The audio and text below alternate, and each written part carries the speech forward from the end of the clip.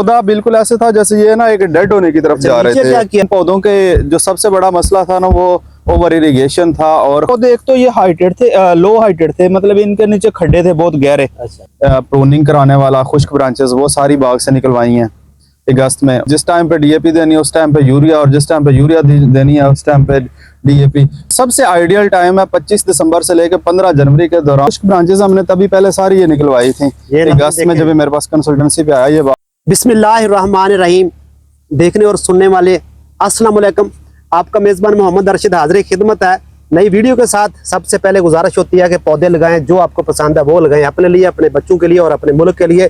तो आज हम जिस बाग के अंदर आए हैं, इस बाग का सारा इंतज़ाम, सारा सिस्टम जो करते हैं, कौन साहब हैं, क्यों करते हैं, कब से करते हैं और कैसे करते हैं, ये अपना तारफ़ खुद कराएंगे और टोटल हमें सारी मालूमात देंगे। और यह हम कहाँ खड़े हैं और बाग किसका है। जी अस्सलाम वालेकुम सर, मेरा नाम इसहाक अहमद बाजवा, बागबान कंसल्टेंट हूँ, बागात की कंसल्टेंसी देता हूँ। ये मेरे पास बाग है कुछ 26 एकड़ का। ये पहली सवाल का मैं थोड़ा सा इजाफा कर दूं, अगर दूर दराज बुलाले को बंदा आप चले जाते हैं? हाँ जी जरूर, बिल्कुल। अच्छा ठीक है, इसका मतलब सर्विस जारी है? हाँ जी अल्हम्दुलिल्लाह। ठीक हो गया।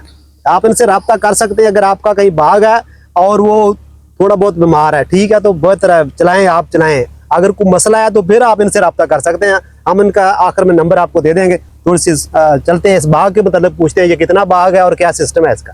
जी सर ये 26 एकड़ बाग है।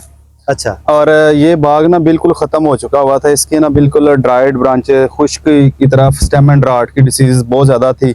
इसमें इतनी ग्रीन ब्रांचेस नहीं थी जितनी इसमें खुश्क ब्रांचेस थी। सही है। ये अगस्त 2025 में मेरे पास कंसल्टेंसी पे आया बाग, और यहाँ पे वो डॉक्टर साहब का बाग है, डॉक्टर वही साहब का। वो मेरे ख्याल 5 सालों में मेरे ख्याल अपने फार्म पे 2 दफ़ा आए हैं टोटल। अच्छा। जो बंदा इधर सुपरवाइज कर रहा था ना, तो उसे बागों की कोई हाव नाव नहीं थी। अच्छा अच्छा। तो हुआ ये कि उन्होंने ना बाग को ओवर इरिगेट कर करके बगैर खादों के ना बहुत इसका बुरा हाल कर दिया हुआ था।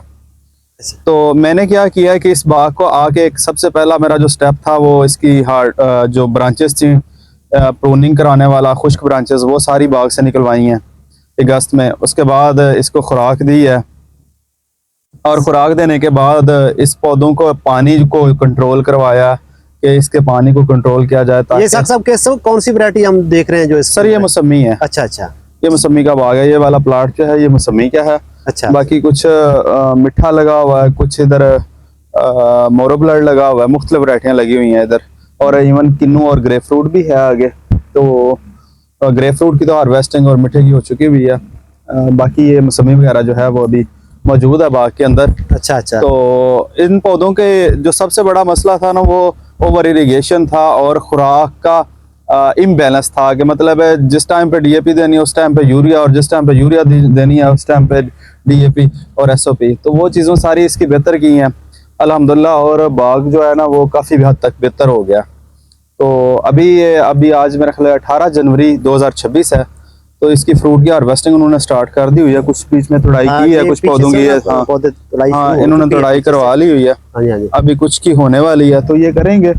तो जो बागबान दोस्त खुद मौके पे मौजूद नहीं होते, वो खुद क्योंकि पहुंच भी नहीं पाते, और काफ़ी सारे लोगों को होना भी नहीं है, वो बागात को एक फसलों की तरह ट्रीट करते हैं। जैसे बहुत ज़्यादा पानी लगाना, बागात को इतना पानी नहीं चाहिए होता। जब बड़े पौधे मैच्योर पौधे हो जाते हैं इनको पानी इंतहाई कम चाहिए होता है। चल रहा टाइम थोड़ा सा, चलो आपके वसासत से जो बागबान है लोग उनको थोड़ा सा फायदा हो जाए। इसकी अभी इसके खुराक क्या है जो ट्रीटमेंट फर्स्ट ऑफ ऑल जनवरी और फरवरी में इसको करते हैं? हाँ बहुत सारे बागबान दोस्त हमारे यहाँ क्या करते हैं कि अभी फल रुका हुआ है ना, तो वो कहते हैं खुराक नहीं देनी।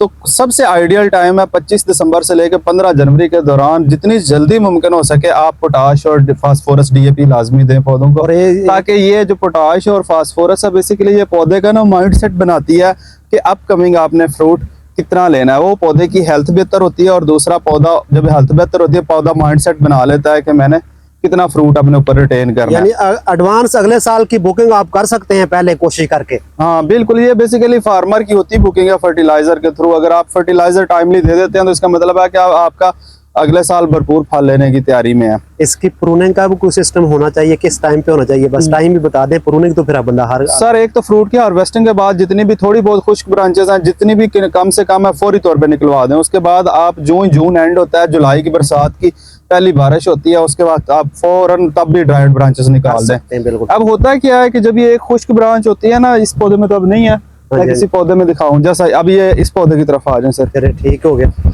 इस पौधे में जब ये एक थोड़ी सी ड्राई ब्रांच आती है ना, तो ये टॉप टू डाउन मुंतकिल होती है। सही है, ठीक है। ये अभी ड्राई है ना, करवाई है। हाँ जी, ये करवाइए। देखिए, दिखाएं जरा नाज़रीन को। ये देखें, ये खुश्क ब्रांचेस हमने तभी पहले सारी ये निकलवाई थी अगस्त में, जब मेरे पास कंसल्टेंसी पे आया ये बाग, तो इसकी सारी की सारी ये पौधे के ऊपर सारी खुश्क ब्रांचेस ही थी। ये पौधा बिल्कुल ऐसे था जैसे ये ना एक डेड होने की तरफ जा रहे थे। क्या किया जरा हमारे नाज़रीन को जो बताते। हाँ, ये वाले सारे पौधे, एक तो ये हाइटेड थे, लो हाइटेड थे, मतलब इनके नीचे खड्डे थे बहुत गहरे, इधर पानी रुकता था, वो हमने एक थोड़ा सा हाइटेड किया। और दूसरा, इनके तने के साथ भी हमने थोड़ी मिट्टी इसलिए लगवाई है क्योंकि इन्होंने ना खटियां नहीं कटवाई थी। जैसा कि वो देखिए वो वाला पौधा, उसके अंदर भी खट्टी उगी है, यहाँ पे खटियां ज्यादा थी और पौधे कम थे। तो हुआ क्या, इन पौधों के साथ ना बहुत ज्यादा बड़ी बड़ी खटियां उग गई हुई थी। तो अब वो क्या करते थे, वो प्रूनिंग वाले ऊपर से खट्टी को काट देते थे। वो एक काटते थे, स्टेम तकरीबन 10 और निकल आते थे, जैसा कि उस पौधे के अंदर अभी भी निकल आए हुए हैं। अब हमने क्या किया कि इनके ना स्टेम खटियों के कटवा के रगड़ के फिर उसके ऊपर 7 स्टेम के मिट्टी लगा दिया ताकि और खट्टी यहाँ से ना निकले। ये इसलिए इसके साथ लगाई है, वरना नॉर्मली मैं इस तरह स्टेम के साथ मिट्टी नहीं लगवाता। सही है। तो बाकी ये ओवरऑल आप पौधे आपके सामने माशाल्लाह काफी हद तक बाग रिकवर हो गया हुआ। जिन लोगों ने आज अगस्त में पहले ये बाग देखा हुआ था, उससे तो आप कहीं दर्जे बेहतर है। तो अब हमने अगली जो एप्लीकेशन है इसकी फर्टिलाइजर की, वो भी तरतीब दे दी हुई है अल्हम्दुलिल्लाह। यानी तो अभी हमने ये मेरे पास जब कंसल्टेंसी पे आया डॉक्टर साहब को मैंने यही कहा था, मैंने कहा सर जितने का आपका बाग सेल हुआ है ना, मैं ज्यादा लंबा नहीं कहता, उससे डबल प्राइस पे इंशाल्लाह आप कमिंग ईयर पे सेल होगा। जी नाज़रीन कराम, हमने आपको कोशिश किया कि एक बहुत बड़ा बाग है और इसके अंदर बहुत सारी वैरायटी हैं, तो सारी तो नहीं हम लोग आपको दिखा सकते, वीडियो लंबी हो जाती है। इसके मतलब जो आपको चाहिए मालूमात है ना एक ज़मींदार को, एक बागबान को, वो हमने कोशिश की इसाक साहब से कि वो आपको दिला दें। ये चौक आज़म से यहाँ तक इसके मतलब जो पूरी मालूमात रखते भी हैं, इसका सारा निज़ाम चलाते हैं और आपको हमने फ्री ऑफ कास्ट सारी मालूमात दे दी है, जो आप अभी अपने बाग के अंदर अप्लाई करके आगे जो स्प्रे वगैरह का प्रोसीजर है वो इंशाल्लाह इनसे कभी मिलेंगे, तो वो क्योंकि अभी ज़रूरत नहीं है, उसकी अलग वीडियो बनाएंगे। उम्मीद है हमारा ये प्रोग्राम आपको पसंद आएगा और आपके फ़ायदे में जाएगा। पसंद आए तो चैनल को सब्सक्राइब, लाइक, शेयर कर दें। खुश रहें, खुशियाँ बांटें। आप अपना नंबर जरा बता देंगे ना, तो कोई बंदा अगर रब्ता करना चाहे, पौधे लेना चाहे या कोई ऐसी आपकी हेल्प लेना चाहे, जिस तरह की उस ज़रूरत हो, बात कर सकता है आपसे। 0321 1000 पूरा 448। जो नाज़रीन अगर आप चाहें तो इनसे रब्ता करके पौधों से लेकर फ्रूट सेल तक सारी मालूमात इनके पास दस्तयाब होती हैं। ऑल ओवर पाकिस्तान, बल्कि मुल्क से बाहर के लोग भी इनसे रब्ता रखते हैं। तो खुश रहें और खुशियाँ बांटें।